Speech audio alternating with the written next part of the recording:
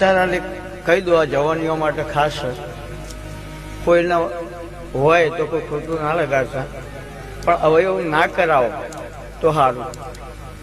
માતાજીના ફોટા હાથ ઉપર દોરાવો. હવે તમારો હાથ સારા કાર્યમાં વપરાશે, ખોટા કાર્યમાં વપરાશે.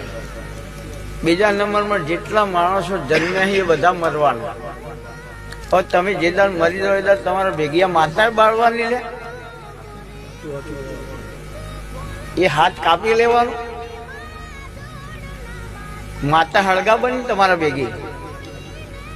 તો યાર તમે માનતા હોય તો મનમાં રાખો, દિલમાં રાખો. તિથિ વિશેષ હોય તો ચોદીનો દાગીનો બનાવો, હોનાનો દાગીનો બનાવો, એની અંદર ધારણ કરો. તમે જે દર મરી જાઓ એ દર તમારાથી અલગ થઈ શકવું જુઓ, તમારા ભેગું બળવું ના જોવો. યાર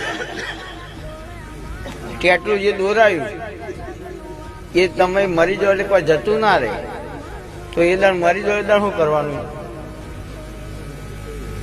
એ બધા પ્રદર્શન કરવાની ક્યાં જરૂર છે યાર? ભાવથી ભક્તિ કરો. અને કદાચ કુદરતી આલ્યો હોનામાં બનાવો, ચોદીમાં બનાવો, ધારણ કરો. કોણ ના પાડો? ખોટું હોય ના પાડો ભાઈ, કા વાત ખોટી?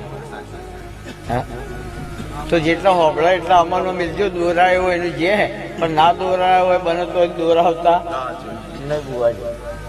કડવું સત્ય. હા, અને માતા તમારા ભેગી પડો ને એટલે પાછળની પેઢીમાં વખો આવશે ને આવશે. કારણ કે તમે તમારા ભેગીને જીવતા હળગાવી દીધી.